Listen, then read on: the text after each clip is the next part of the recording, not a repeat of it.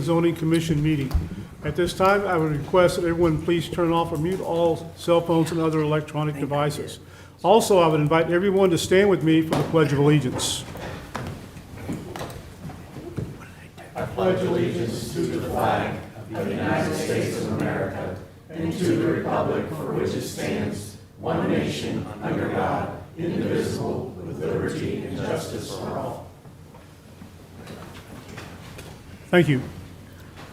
Applications for preliminary plats heard during tonight's meeting will be voted on by the Planning and Zoning Commission during the meeting. The vote on preliminary plats is final.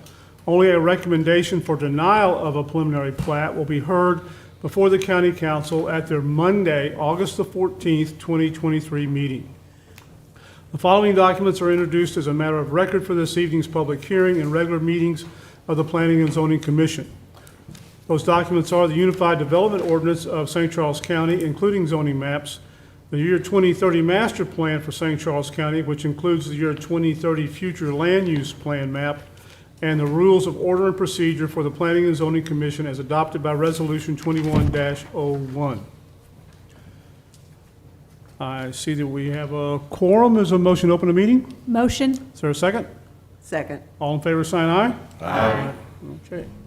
A brief instruction to how we run the meeting.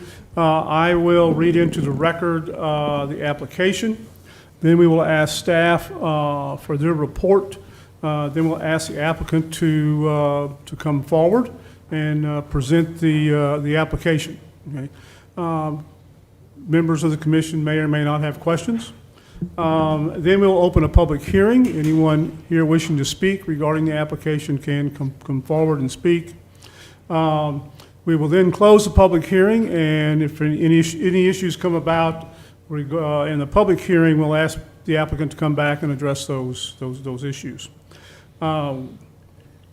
As far as our agenda for this evening, the following items have been continued. This is a zoning map amendment request for 4112 Towers Road, conditional use permit for 4112 Towers Road, zoning map amendment request for 24 Main Street, conditional use permit for 24 Main Street, preliminary plat for Tall Tree, which is located on Highway Double D.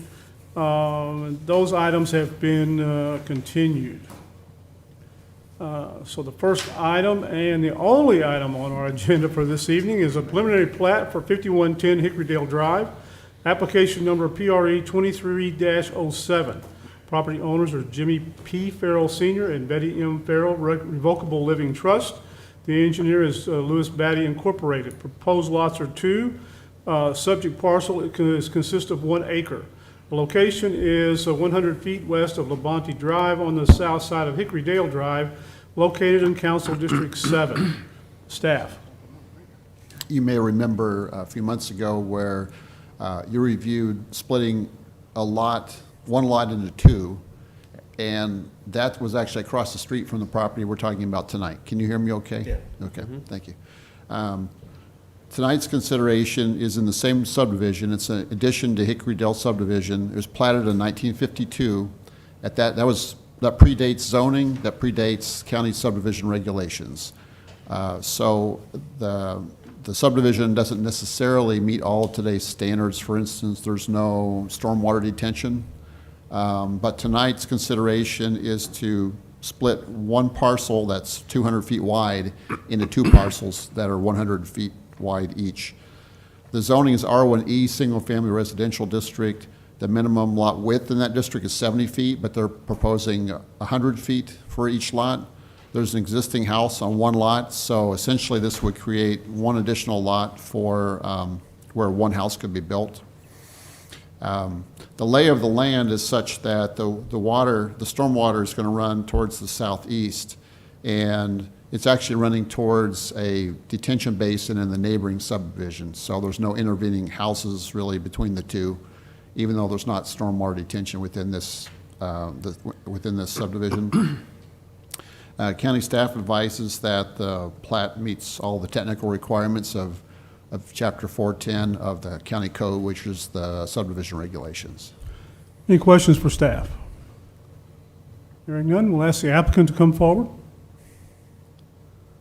Is the applicant here? Applicant's not here. Are you with this?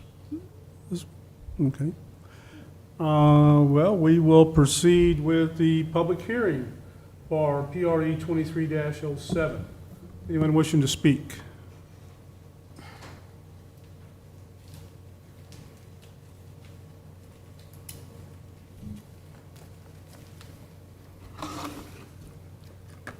Do you solemnly swear or affirm that you'll tell the truth, the whole truth, and nothing but the truth in these proceedings or the pains and penalties of perjury? Yes, I do. Please state your name and address for the record. Thank you very much, members of the commission and Mr. Chairman. My name is Arnie C. A.C. Dienoff, County Public Advocate, mailing address P.O. Box 1535 in O'Fallon. Since the applicant is not here, I think it's only proper. I don't see much controversy here, but I believe in other previous applications before the commission, I think it's only the right thing to do is to table this issue so that you can hear testimony and you can hear the reasons why from the applicant. I think it's very important that if people put forward the money, that they have the opportunity to be heard and testify before the commission. I forget what the application fee is, but I think it's quite expensive, and I think it's only important to hear from the applicant. Now, when it comes down to the actual proposed breakdown of the two lots on 1 acre, it'd be 0.05 acre per lot. It's in full compliance with a comprehensive plan recommendation, which recommends 1 to 4 dwellings per acre. And it's also consistent with the adjoining property owners and the current neighborhood. I like that the applicant has proposed 100-foot frontage proposed, and not with the minimum that we heard from last month of the 70-foot frontage, which is the minimum requirement in our county codified code. If you decide to move forward with this instead of tabling it to hear from the applicant, I would recommend unanimous approval and recommendation to the county council.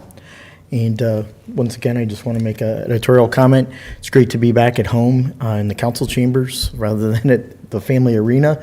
Last meeting was a very lengthy meeting and controversial meeting, and so there's only one. It's a very big change from last month, from I believe the 6 hours of public testimony to one item on the agenda. So thank you, Mr. Chairman. If there's any questions, I'll entertain them. Any questions from Mr. Dienoff? Hearing none, thank you. Thank you. Anyone else wishing to speak regarding application PRE 23-07? Anyone? We'll close the public hearing. Bring this back to the commission for consideration. I don't see a need to table it, and I move to approve. Okay. I second. Mr. Fromm made the motion. Ms. Beamer's the second. Mr. Cleary, how do you vote? Yes. Ms. Kirchner? Yes. Ms. Barr? Yes. Mr. Baker? Yes. Ms. Beamer? Yes. Mr. Cornwell? Yes. Mr. Fromm? Yes. Mr. Shell? Yes. And I vote yes. Okay.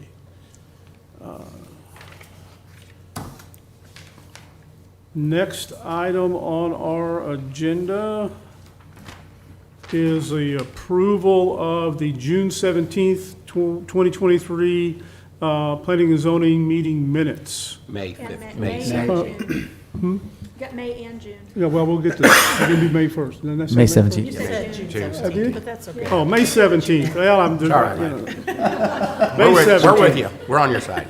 Yeah, I'm old. The May 17th, 23 Planning and Zoning meeting minutes. Is there a Motion. motion to approve? So moved. Is there a second? Second. Motion been made and seconded. All in favor, sign aye. Aye.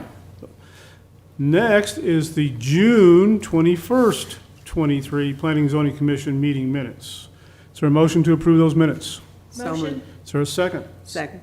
Motion is made and seconded to approve the June 21, 23 meeting minutes. All in favor, sign aye. Aye. The minutes pass. Thank you.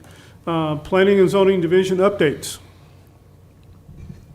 The Community Development Department, in our budget this year, we have money set aside for professional services to hire a consultant or consultants to both help us rewrite the master plan, or update the master plan, I should say, and also to to amend the Unified Development Ordinance, if that's what the county council chooses to do. So the Community Development Department is planning to move forward with engaging consultant or consultants to do this, but I want to let you know up front, because later on this year is probably when things will start happening. And I think it's really an amazing opportunity, because in my 30 years of planning, it's pretty unusual to be able to do both master plan and a Unified Development Ordinance update, so that both are in sync with each other, and so that the Unified Development Ordinance is implementing the master plan. So that'll be a really a great opportunity. Let's see. Also,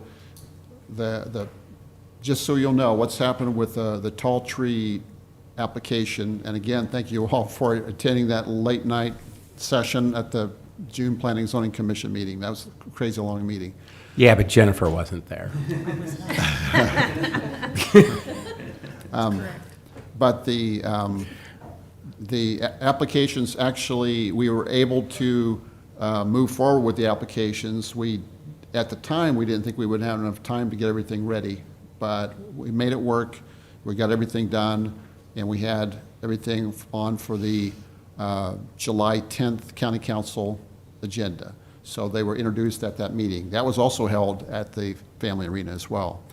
So those items that were on the introduced to the July 10th meeting will be presumably voted upon at the July 31st meeting, including the tall tree applications. The tall tree applications have actually been amended since they were at the Planning and Zoning Commission. I want to let you know that.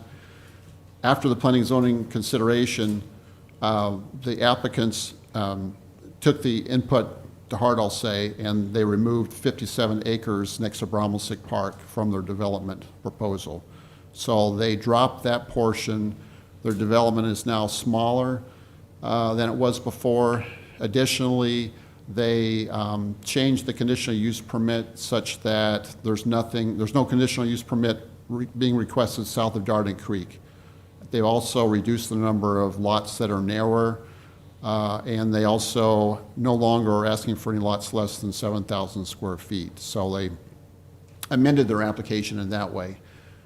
One reason I'm giving you this update is the plat that's tabled before you now, it still has those 57 acres in that plat. They just recently resubmitted a revised plat that reflects what I was just talking about. And so whenever they're ready to come back to the Planning and Zoning Commission, you'll see an amended plat coming before you that's different than what you reviewed before. So I just want to let you know that, because it is a change. So will we expect a big turnout for that one too? It's hard to say. I was thinking that we could probably still hold it in the council chambers, because by that time I'm thinking that the county council will have acted on or voted upon the zoning application and the conditional use permit. So if they do, one of the two things is going to happen. Those will get denied and the plat won't come before you, or if they get approved, then it'll just be the plat that's coming before you. And I'm thinking we can hold it in this room. That's my guess. So let's see, what else was I going to mention to you? We've turned over just a small housekeeping item, but the function of getting the checks issued for the stipend for Planning and Zoning Commission members, we transfer that to a new person within our department. And so if you have not yet received your check for the June meeting, you will shortly. So anyway, we're working on that, but want to let you know. I was going to spend that on lottery tickets. Still can, so. Yeah, you know what? That's true. That's a good point. I'm going to go ahead and prepay then. Robert, when they look at the UDO, will we address solar farms? It could be, we want to get input on the things that we would like to have addressed. County staff has things we would like to address just because we've used it for so long and so many years. As a matter of fact, we put together a list of about 200 items that are basically things that should be fixed or that are broken, that are that need to be updated in terms of like court decisions, changes in federal and state law, just best practices, and the fact that, you know, we want to have land use categories that reflect jobs of the future, for instance, instead of jobs from 100 years ago. I mean, we still have land use descriptions like, you know, telegraph office, and if you search deep enough, or, you know, it's pretty amazing. We've been able to get by for a long time and just making do, but there comes to a point where you just need to update things for, again, to reflect both the master plan and what we want to do in the future. So, you know, solar farm is an example. When solar farms have come to us in the past, there's a land use category called something having to do with like energy production plant or something like that. It's not intended for solar farms, but I've categorized it in that category. So yeah, that's an example. Well, I think Twitter's going away, so we should keep telegraphs. Telegraphs, yeah, we could if you want to. I mean, Yeah. Yeah. Anybody have any other questions for the staff? Hearing none, Chair will entertain a motion to adjourn. So moved. Motion been made and seconded to adjourn. All in favor, sign aye. Aye. We're adjourned. I won't be taking away from the play.